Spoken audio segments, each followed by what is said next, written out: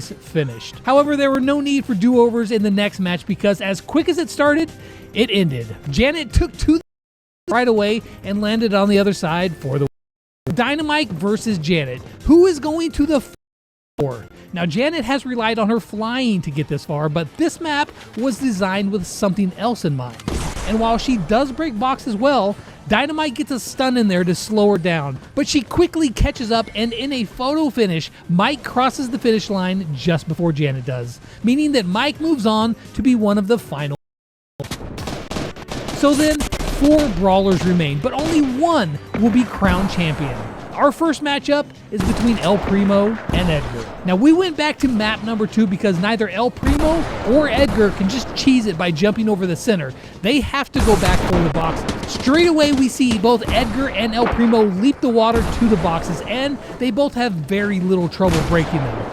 El Primo, however, is now on foot for the rest of the way, yet Edgar has gadgets to help him. This is the deciding factor as Edgar edges out El Primo to move on to the championship match to face off against the winner of Colt versus Dynamite. Straight away out of the gate, Dynamite stuns Colt, throwing him off his step, and then quickly breaks boxes.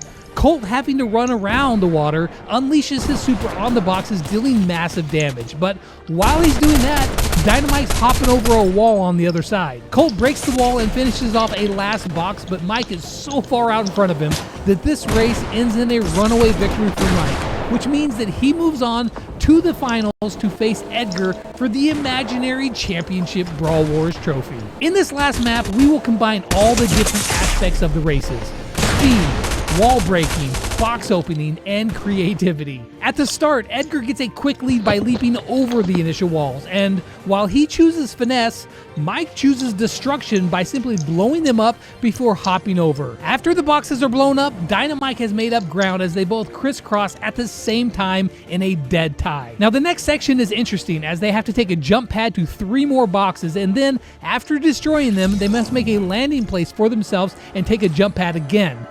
Well, that's what most brawlers would have to do, but not these two, as they find their very own shortcut and just jump to the middle. On the final home stretch, Mike rounds the corner just before Edgar and then taunts him with a stun, celebrating his victory, but Edgar won't stand for it, and he leaps over him. So then, who won? When you hatch a Hatchimal, all they need is love. No, you can't. And they'll hatch for you because only you and your love can help them grow inside. And as they hatch, you'll start to see Hatchimals alive! Hatchimals alive, but still separately.